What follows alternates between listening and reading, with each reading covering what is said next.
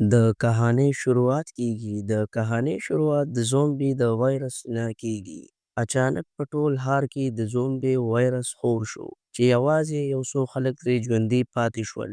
تر ټولو بده خبره دا وه چې دا یو داسې وایرس و چې د دې نه پس به کوم ماشومان پیدا کېدل هغه به ټول معذوره وو.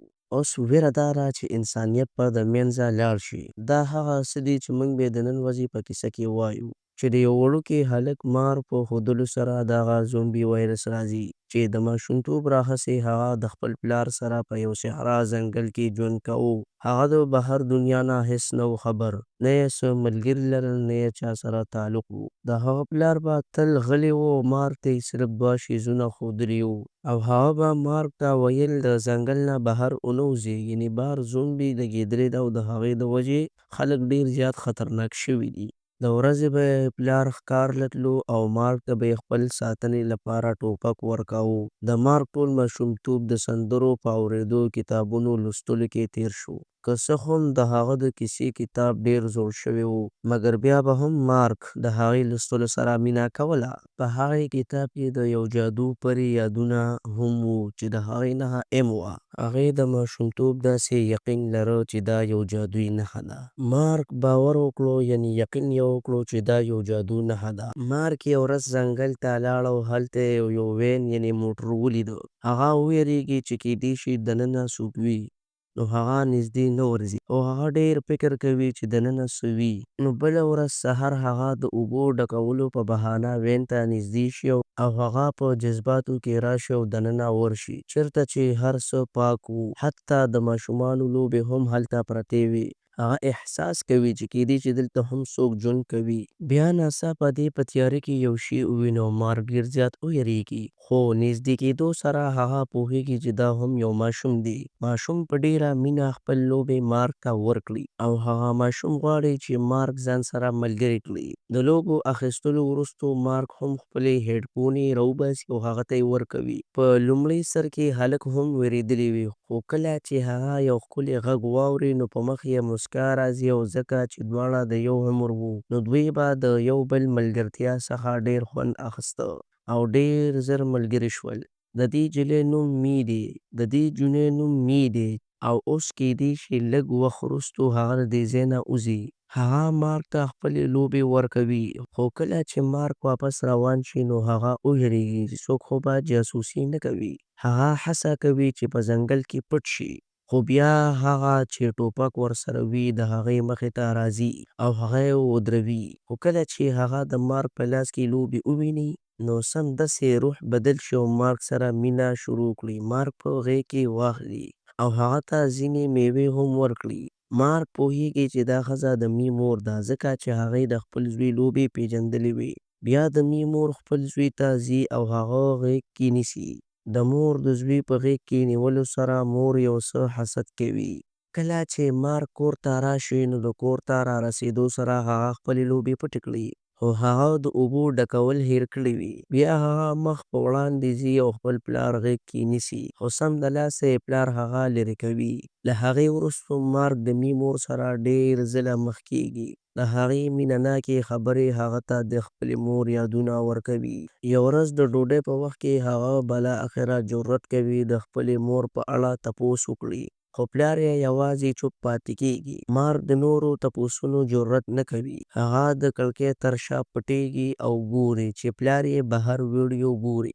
بل سهار یې پلار د معمول مطابق کار له بیا روان شي، خو اچانک ډزې او د هغې اوازونه واوري. نو د مارک پلار ډېر زیات ویرېږي او کله چې د مارک پلار ویده شي نو هغه خپل پلار له دواړه لاسونه وتړي. هغه خپل بیک راوالي او په خاموشۍ سره له کوره وځي. بیا هغه وین ته نږدې راځي او په اسانۍ سره خپل ملګري مي پیدا کوي او هغه ته وایي چې راځه دواړه به د ځنګل نه وتښتو. خو مي غوښتل چې د خپلې مور انتظار وکړي.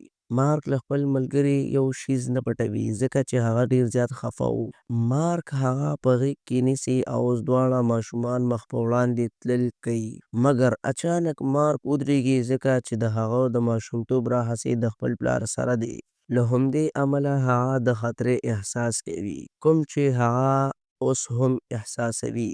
هغه د می سره په بوټو کې پټیږي او دواړه د زومبي وایرس نه وتښتي او دواړه د هغو خلکو نه وتښتي چاته چې زومبي وایرس لګېدلی دي. مګر کله چې زومبي راتګ بند نه کړل، دواړو هلکانو چې کله منډه کړه نو په لاره کې یو مات شوی زوړ موټر ګوري.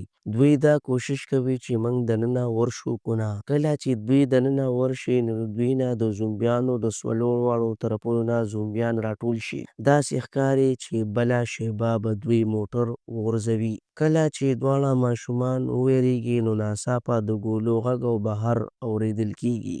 یو څوک په دې زومبیانو باندې ډزې کوي او اوس یو په یو زومبیان غورځېږي. او مارک کله چې دواړه دروازې خلاصې کړې نو مارک ډېر زیات ویرېږي.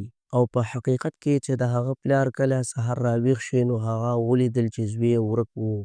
هغه سمدلاسه خپل لاسونه کولاو کړل او د خپل دماغو په کارولو سره د مارک پسې پلټنې شروع کړې. خو کله چې مارک پلار ځنګل ته ور داخل شي نو مارک وویني. نو د مارک پلار مارک په غېږ کې نیسي او هغه د آرام ساه اخلي.